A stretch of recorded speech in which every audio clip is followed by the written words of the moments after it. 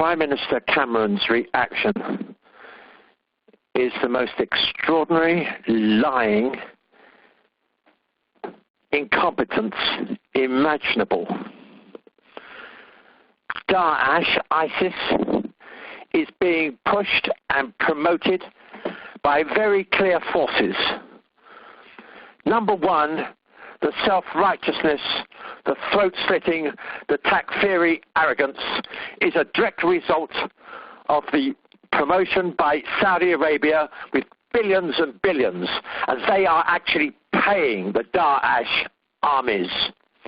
And Cameron is hand in glove with the most sickening, corrupt, barbaric, medieval regime in the world, which is behind Daesh. How dare Cameron talk about stopping plots by ISIS when he himself is promoting and forwarding the forces behind ISIS.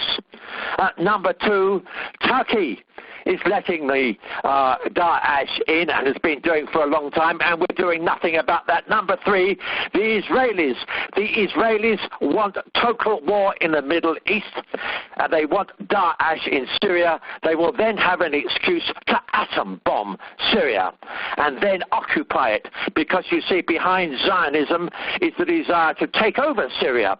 Only last week the Israelis were asking the Americans for permission to annex the Golan Heights, because the Golan Heights were part of biblical Israel.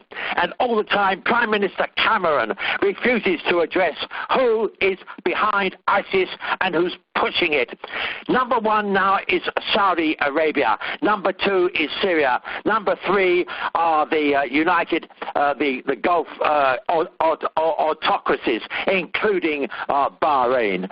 So Cameron ought to be ashamed of himself. All he's doing is trying to patch up the causes of something which he, by his policies and by his government, is actually doing at this moment. And I would remind you that Cameron's government only last week was digging a few spadefuls of earth in Bahrain, which is occupied by Saudi Arabia.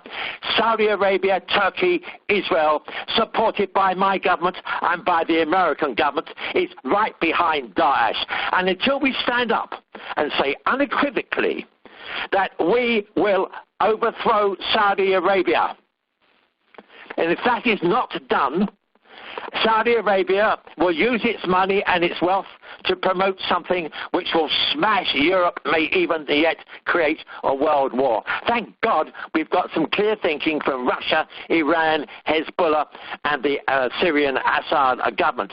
They're standing up unequivocally against Daesh. The British government is muddled, lying hypocrisy and incompetence.